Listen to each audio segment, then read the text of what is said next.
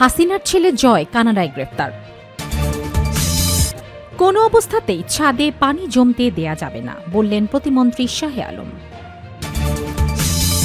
ট্রেনের ইঞ্জিন থেকে বস্তা ভর্তি গাঁজা উদ্ধার, লোকোমাস্টার আটক। প্রধানমন্ত্রীর দেশে ফেরা নেতাকর্মীদের শোডাউন না করার নির্দেশ। জালিয়াতি ও প্রতারণার অভিযোগে যুবদল নেতা বহিষ্কার। সর্বশেষ জানাবো, মাদকাসক্তরা অপরাধী নয়, তারা রোগী, বললেন স্বরাষ্ট্রমন্ত্রী। শিরোনাম শুনলেন, এবারে বিস্তারিত। ট্রেনের ইঞ্জিন থেকে বস্তা ভর্তি গাঁজা উদ্ধার, লোকোমাস্টার আটক। ব্রাহ্মণবাড়িয়ার আখাউড়া রেলওয়ে স্টেশনে যাত্রা বিরতিকালে একটি মালবাহী ট্রেনের লোকোমোটিভ ইঞ্জিন থেকে গাঁজা উদ্ধার করেছে র্যাব। এই ঘটনায় ট্রেনটির চালক মোহাম্মদ শাহজাহানকে আটক করা হয়েছে। বৃহস্পতিবার 25 জুন রাত 11টার দিকে র্যাব 9-এর একটি দল এই উদ্ধার অভিযান পরিচালনা করে। প্রত্যক্ষদর্শী সূত্রে জানা যায়, 603 নম্বর কন্টেইনার ট্রেনটি আখাউড়া আসার পর এতে তল্লাশি চালায় র্যাব। শুরুতে বাধা দেন লোকোমোটিভ মাস্টার চালক, তবে সুযোগ বুঝে সহকারী চালক পালিয়ে যান। তল্লাশির এক পর্যায়ে লোকোমোটিভে লুকানো বস্তা ভর্তি 16 কেজি গাঁজা পাওয়া যায়। র্যাব 9-এর কোম্পানি কমান্ডার অতিরিক্ত পুলিশ সুপার মোহাম্মদ নুরুন নবী ঘটনার সত্যতা নিশ্চিত করে জানান, এই বিষয়ে প্রয়োজনীয় আইনগত ব্যবস্থা নেওয়া হবে। কোনো অবস্থাতেই ছাদে পানি জমতে দেয়া যাবে না, বললেন প্রতিমন্ত্রী শাহে আলম। এডিস মশার নিধন অভিযানে কাউকে জেল বা জরিমানা করাই সরকারের উদ্দেশ্য নয়, মানুষের জীবন রক্ষা এবং ডেঙ্গু মুক্ত নগর গড়ে তোলাই মূল লক্ষ্য বলে মন্তব্য করেছেন স্থানীয় সরকার, পল্লী উন্নয়ন ও সমবায় প্রতিমন্ত্রী মীর শাহে আলম। শুক্রবার 26 জুন রাজধানীর বনানী এলাকায় 18, 21 ও 24 নম্বর সড়কে বিভিন্ন বাড়ি ও স্থাপনায় পরিচালিত মশক নিধন কার্যক্রম পরিদর্শনকালে এই মন্তব্য করেন প্রতিমন্ত্রী। ডেঙ্গু সহ মশাবাহিত অন্যান্য রোগ প্রতিরোধে গঠিত জাতীয় টাস্কফোর্স কমিটির উদ্যোগে বাসাবাড়িতে এডিস মশার প্রজনন স্থল শনাক্ত, লার্ভা ধ্বংস এবং জনসচেতনতা বাড়ানোর লক্ষ্যে এই অভিযান পরিচালনা করা হয়। প্রতিমন্ত্রী বলেন, নগরবাসী যদি সচেতন হয়ে নিজের বাসাবাড়ি, আঙিনা ও বাড়ির ছাদের ফুলের টবে জমে থাকা পানি পরিষ্কার পরিচ্ছন্ন রাখে, তাহলে ডেঙ্গু থেকে বাঁচা সম্ভব। জমে থাকা পানি ফেলে দেওয়ার অনুরোধ জানিয়ে প্রতিমন্ত্রী বলেন, কোনো অবস্থাতেই বাড়ির ছাদের ফুলের বাগান সহ টবে, ডাবের খোসা, রঙের কৌটা বা যে কোনো পাত্রে পানি যেন জমে না থাকে, সেজন্য সচেতন হতে হবে। আমরা সচেতন হলেই নগরকে ডেঙ্গু মুক্ত করা সম্ভব। আল্লাহর রহমতে নগরবাসীর সহযোগিতায় আমরা ঢাকা শহরকে ডেঙ্গু মুক্ত করব ইনশাআল্লাহ।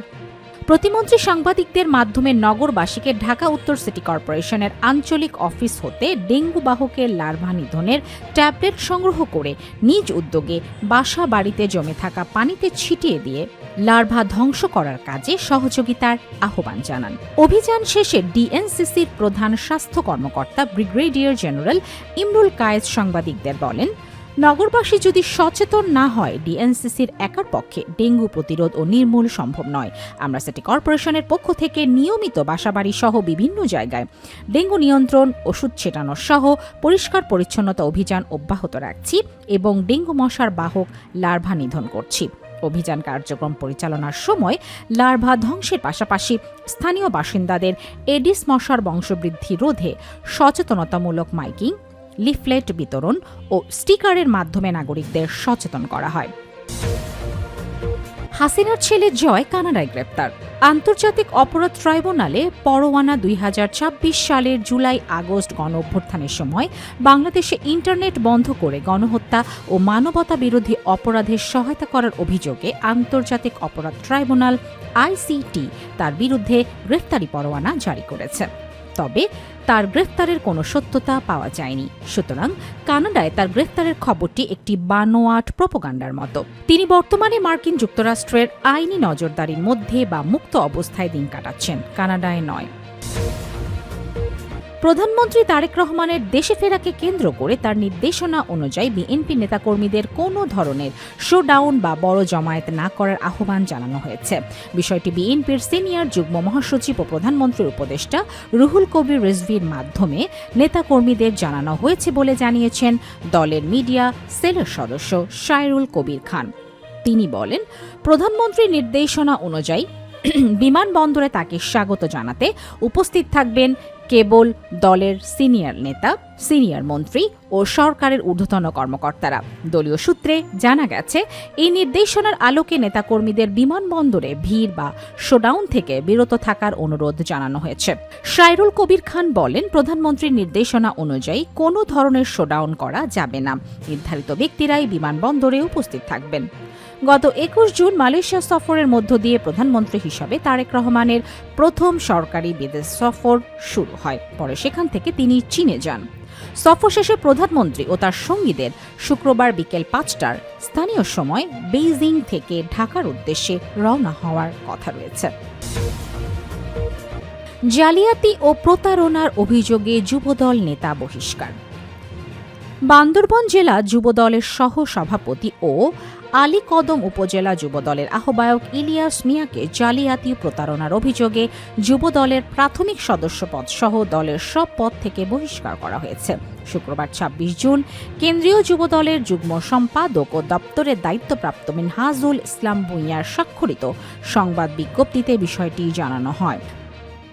বিজ্ঞপ্তিতে উল্লেখ করা হয়, জালিয়াতি ও প্রতারণা সহ নানা অপরাধে জড়িত থাকার সুনির্দিষ্ট অভিযোগে বান্দরবান জেলা যুবদলের সহসভাপতি ও আলীকদম উপজেলার আহ্বায়ক মোহাম্মদ ইলিয়াস মিয়াকে প্রাথমিক সদস্যপদ সহ দল থেকে বহিষ্কার করা হয়েছে। জাতীয়তাবাদী যুবদল কেন্দ্রীয় নির্বাহী কমিটির সভাপতি আব্দুল মোনেম মুন্না ও সাধারণ সম্পাদক মোহাম্মদ নুরুল ইসলাম নয়ন এমপি ইতিমধ্যেই এই সিদ্ধান্ত কার্যকর করেছেন। বিজ্ঞপ্তিতে আরও বলা হয়, বহিষ্কৃতদের কোনো ধরনের অপকর্মের দায় দল নেবে না। জেলা যুবদলের সভাপতি জহির উদ্দিন মাসুম জাগো নিউজকে বিষয়টি নিশ্চিত করেন। মাদকাসক্তরা অপরাধী নয়, তারা রোগী, বললেন স্বরাষ্ট্রমন্ত্রী। মাদকাসক্ত ব্যক্তিদের অপরাধী হিসেবে নয়, বরং রোগী হিসেবে বিবেচনা করার আহ্বান জানিয়েছেন স্বরাষ্ট্রমন্ত্রী সালাউদ্দিন আহমেদ।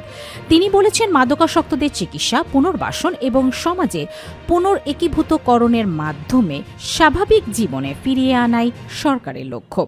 শুক্রবার ২৬ জুন মাদকদ্রব্যের অপব্যবহার ও অবৈধ পাচার বিরোধী আন্তর্জাতিক দিবস উপলক্ষে মাদকদ্রব্য নিয়ন্ত্রণ অধিদপ্তর আয়োজিত এক আলোচনা সভায় প্রধান অতিথির বক্তব্যে তিনি এসব কথা বলেন। স্বরাষ্ট্রমন্ত্রী বলেন, মাদকাসক্তি একটি রোগ। যারা মাদকাসক্তির ফাঁদে পড়েছেন তারা অপরাধী নন, তারা রোগী। তাদের প্রতি সহানুভূতিশীল মনোভাব নিয়ে চিকিৎসা ও পুনর্বাসনের ব্যবস্থা করতে হবে। তিনি বলেন, সরকারি ও বেসরকারি নিরাময় কেন্দ্রের মাধ্যমে মাদকাসক্তদের চিকিৎসা ও মনোসামাজিক কাউন্সেলিং কার্যক্রম চলমান রয়েছে। পাশাপাশি